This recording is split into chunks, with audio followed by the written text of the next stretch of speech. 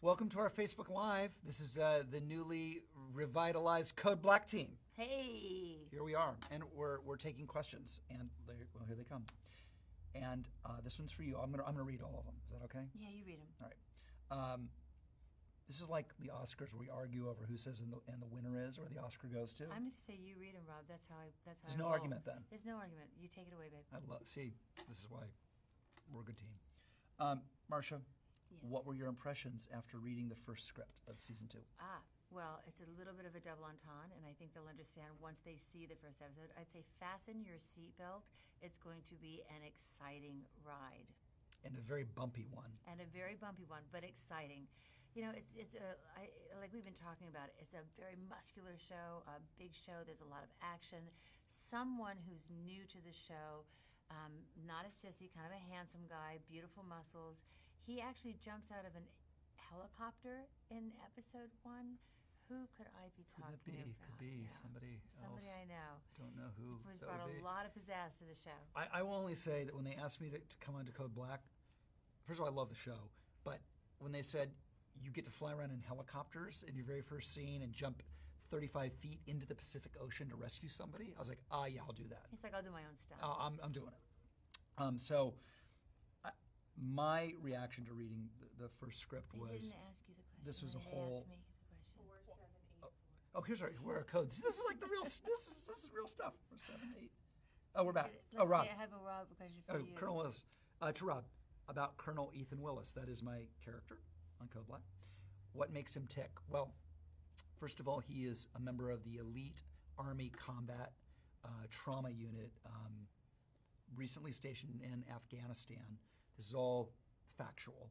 These guys will come off of a tour and be positioned in the big emergency hospitals across the country. So teaching Yes. and bringing all the new battlefield trauma technology, which is where all the cutting edge stuff is actually happening, because we've been at war for 15 years and we're saving so many lives there. He brings that into the Code Black family, along with a sort of worldview of not giving a crap and just wanting to get it done and not follow the rules. And that battlefield mentality, yeah, right? Exactly. To Marcia, there was a shakeup in the hospital at the end of season 1. How does that play out with the new faces in season 2? It's a good question. In every hospital, there are doctors coming and doctors going. And that's what the Code Black world is all about. There's new interns coming in every year, and people who are leaving to go on to other jobs, other places, other hospitals. So we have 3 wonderful new interns this year, and I think, at least in my mind, Bonnie and Raza characters have gone on to get married, and they're in another hospital doing great medicine in another hospital, and we remember them for their great teamwork and their great spirit and medicine that they did. But now we're focused on the new interns, and we're trying to teach them new medicine and get them to be the best doctors they can be. And then we've got Rob, who's coming as a new doctor. And the last shakeup is in the admin.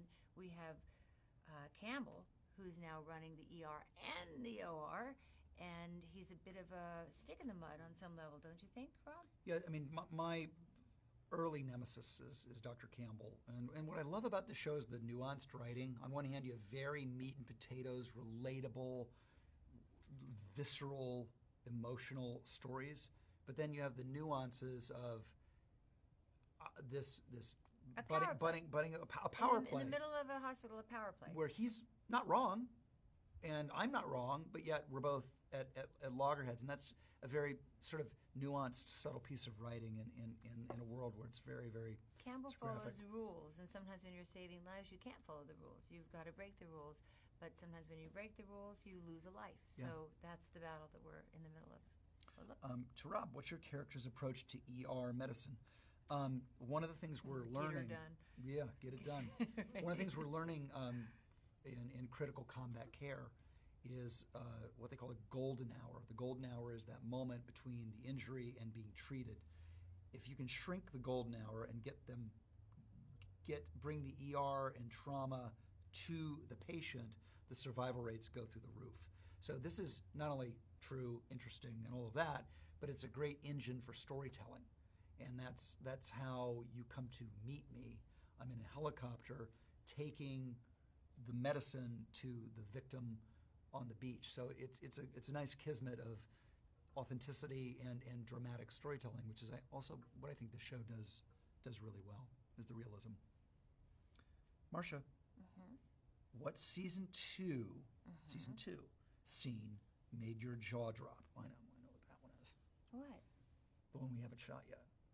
The one we can't talk about. He's done this before. The one we haven't shot yet. And the one we can't talk about. I mean, you know what it is. Yes, I know what it is. Yeah. Can I say that very this is your exciting. question, but I... No, you take it. You sure? Remember? Yeah, you take it. What I like... Look, this is not the first hospital show, and it's not going to be the last.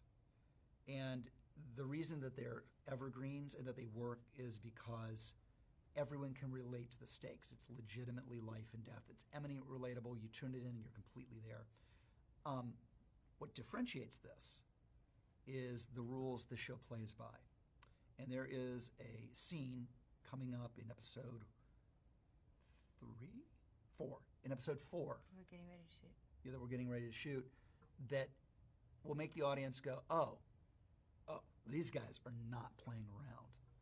And I don't think there's any other show that would do something like this. And sometimes you got to go there. And also the universality. I mean, in every hospital in the world, there are nurses and doctors working their behinds off, and they're the real heroes.